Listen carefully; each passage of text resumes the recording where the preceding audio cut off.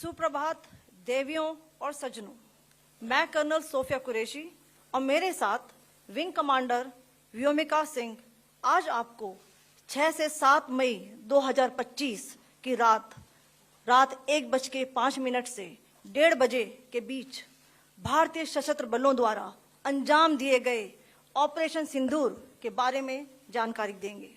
Colonel Sophia Qureshi, जिन्होंने बुधवार को विदेश सचिव विक्रम मिस्री और विंग कमांडर व्योमिका सिंह के साथ भारत के ऑपरेशन सिंदूर पर मीडिया के जरिए देश को जानकारी दी। कर्नल सोफिया कुरैशी के परिवार में उनके दादा और पिता दोनों ही सेना में रहे हैं, इसलिए उनके अंदर कम उम्र से ही देश की सेवा करने का जज्बा रहा है। बेटी को देख के कैसा लगा? ये प्राउड हुआ ना कि हमारी बेटी ने राष्ट्र के देश के कुछ किया, ये अपने राष्ट्र से कुछ किया, वो प्राउड हुआ है।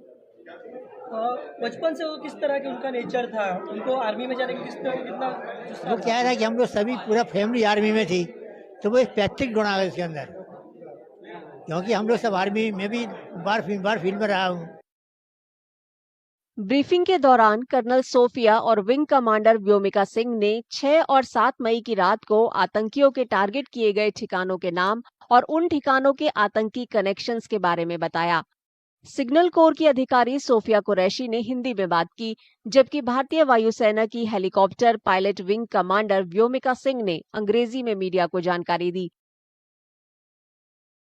2017 में आयोजित एक पैनल चर्चा में कर्नल सोफिया ने सेना में जाने की अपनी यात्रा के बारे में बताया था कि उन्हें ऑलिव ग्रीन वर्दी पहनने की प्रेरणा कहां से मिली थी। हमारी बेटी ने जो हमारे देश के लिए, हिंदुस्तान के लिए किया है, उससे हमें बहुत खुशी है और इसी तरह से आगे बढ़ना चाहिए और भी लोग अपनी बेटियों को इसी तरह भेजें और पढ़ा लिखा के उनको, ताकि काबिल बने तो वो कुछ अफसर बन सके और जो हमारे देश के लिए कुछ कर सके। हर घर से एक बेटी और एक बेटा जाना चाहिए। जब टीवी देखा था मुझे बिलीव ही नहीं हुआ, मैंने बोला अरे ये तो मेरी बहन है। और जब वो मैसेज उनका सुना, जिस तरह से उन्होंने पाकिस्तानियों के हमारे इंडियन फोर्सेस ने निस्तो नाबूद किया है, ऐसा लगा कि अब हिसाब पूरा हुआ है और छाती छाती से फूल गई। ये ऐसा मोमेंट है कि फौजी जिस चीज़ का मोमेंट करता है कि भाई देश के लिए कुर्बान होने का जज्बा, और ऐसा मौका मिले कि भाई देश के लिए दुश्मनों को मिटा देने का मौका मिला है, इससे बड़ा कोई मोमेंट फौजी के लिए होता ही नहीं। सोफिया एक सैन्य माहौल में ही पली बड़ी।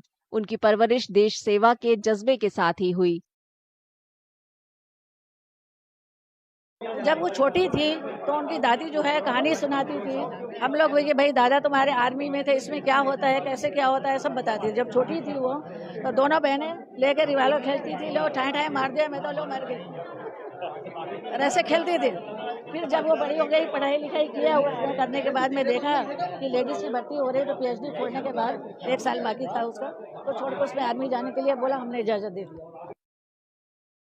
सोफिया ने गुजरात के वडोदरा में सयाजीराव यूनिवर्सिटी से बायोकेमिस्ट्री में बीएससी और फिर एमएससी किया।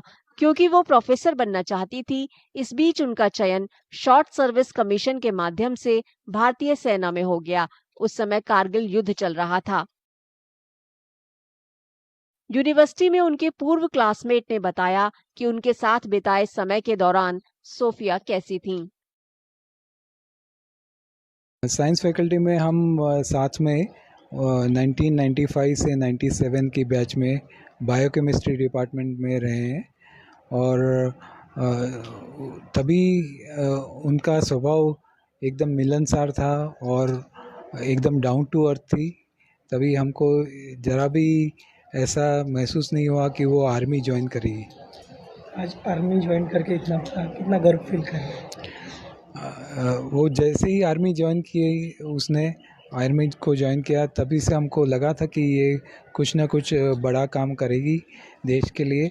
और जिस तरह से उन्होंने प्रगति की है और जिस तरह से उन्होंने अलग अलग ऑपरेशंस में हिस्सा लेके, लीड करके अलग अलग ऑपरेशंस पार किए हैं, उससे हमें बहुत ही गर्व महसूस होता है। साल 2016 में कर्नल सोफिया ने ऐतिहासिक उपलब्धि हासिल की, जब वह विदेश में भारतीय सैन्य टुकड़ी का नेतृत्व करने वाली पहली महिला अधिकारी बनी। वह फोर्स 18 में भाग लेने वाले 18 देशों में एकमात्र महिला कमांडर बनी, जो आसियान प्लस देशों का एक बहुराष्ट्रीय सैन्य अभ्यास था। महिला दिवस पर एक्स पर एक पोस्ट में रक्षा मंत्रालय ने भी कर्नल सोफिया की उपलब्धियों के बारे में बताया था।